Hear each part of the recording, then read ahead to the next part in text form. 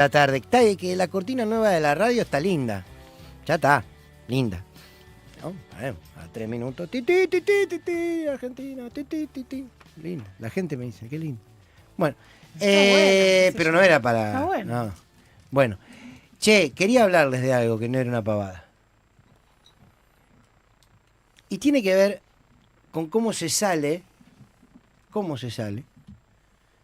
o qué mirada se tiene acerca de este escenario por donde se reconstruye la política.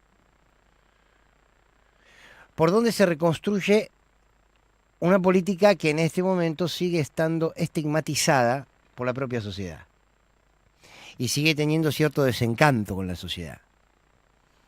Quiero decir, parte de la fortaleza de este gobierno es el proceso de despolitización que estamos viviendo como sociedad. Una sociedad que todavía no se volvió a reconstruir en su vínculo con la política. Todavía no.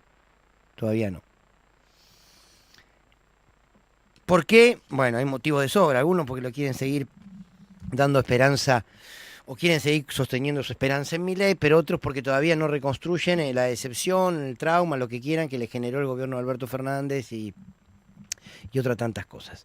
Y la verdad es que la discusión suele estar dada de cómo construís vos, cómo reconfigurás el poder en la Argentina. Hay muchos que dicen, nosotros tenemos que dar una disputa en las redes que no terminamos de dar, que Milei entendió, que es de alguna manera poder dominar los algoritmos, qué sé yo, cuántas cosas, y construir un relato en las redes que sea distribuido con esa lógica de rizoma de la derecha, en forma horizontal, que eche raíces hacia todos lados, y que ahí está dada entonces la posibilidad de revertir esta situación. Seguramente lo será, seguramente no habrá un solo terreno. Pero en estos días, releyendo algunos de los escritos del Papa Francisco, que es muy interesante leer lo que dejó Francisco, ¿no? Porque nosotros, la sociedad toda, pero los medios sobre todo, cuando alguien muere hacemos 2 o 3 días de programa, murió el Papa, después listo, murió el Papa, ya fue el Papa. Y no, entonces el legado, el día que se murió, y 2 días después del legado no nos acordamos. Entonces lo quiero traer, esta reflexión, que de lo que estaba leyendo en torno a algunos de los escritos del Papa, en una charla que tuvo con los jóvenes, creo que había sido en África, donde les dijo, textual, si vos querés saber lo que siente un pueblo, andá a la periferia existenciales, no solo a las sociales. Andá a los viejos, jubilados, a los chicos. Andá a los barrios, a las fábricas, a las universidades donde se juega el día a día. Esto que parece tan de sentido común no lo es. Sobre todo por esto que quiero marcar. Él dice andá a la periferia, a las periferias existenciales, no solo a las sociales. Cuando uno dice la periferia, automáticamente piensa, andá a las villas, andá a los lugares más pobres. Ahí, perfecto, por supuesto, ahí siempre. Sobre todo si lo dice alguien que conducía a la iglesia, ¿no? La opción por los pobres, eso sí. Ahora él dice las periferias existenciales, o sea, también de aquellos sujetos sociales que hacen el día a día de una sociedad, de una comunidad, de una patria. Y yo decía, a ver, cita a los jubilados, olvídate de la idea que tengas, ¿estás de acuerdo o no con las medidas que el gobierno tomó? ¿Estás de acuerdo? ¿Detestás o no detestás al peronismo? ¿Detestás o no detestás al kirchnerismo? ¿Sos de izquierda, de derecha?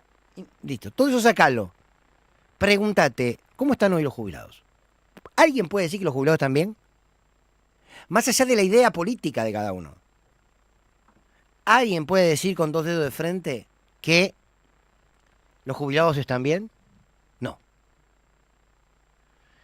¿Alguien puede decir, más allá de la anteojera ideológica, alguien puede decir que nuestra infancia tiene más derechos, está más vacunada, come mejor, tiene una educación mejor que la que tenía hace 10 años atrás? ¿De verdad, alguien puede decir que hoy nuestra infancia está mejor? Esa es la periferia. Y no hablo de la infancia pobre. Hablo de la infancia de otros sectores que tienen oportunidades, donde se ve, por ejemplo, que los chicos tienen menos vacunación. Se ve también cómo se han vaciado los recursos en salud. Y no es que los más humildes se vacunan menos, Es transversal esto, lo pongo como ejemplo. ¿Alguien puede decir que las fábricas hoy en Argentina están mejor que hace unos años atrás? ¿Que hace 2 años atrás?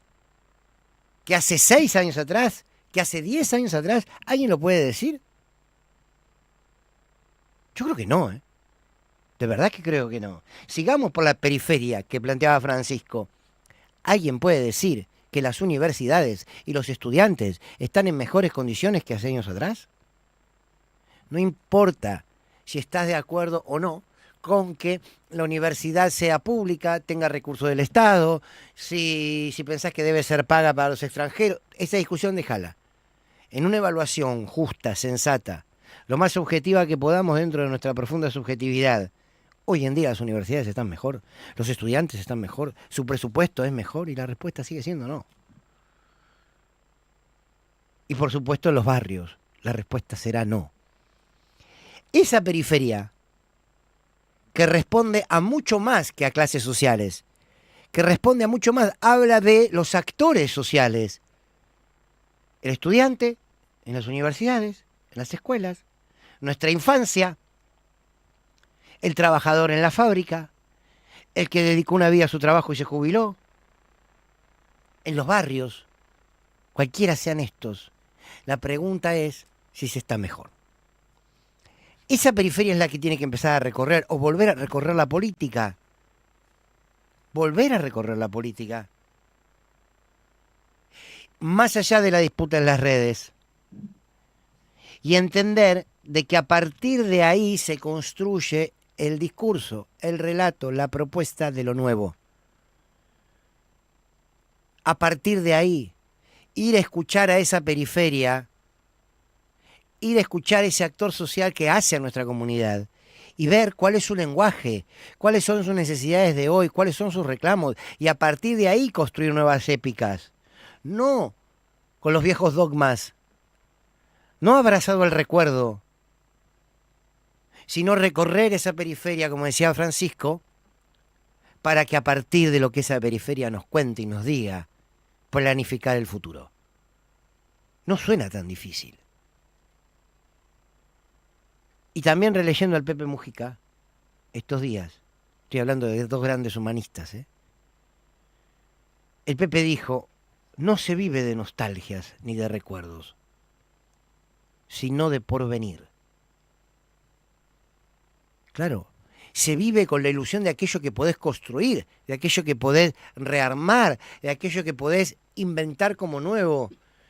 Y nada de lo porvenir será posible si no es a partir de escuchar y de construirla con aquellos que van a ser sus primeros beneficiarios. Y esto que les digo, con lo que cierro, también lo decía el Pepe.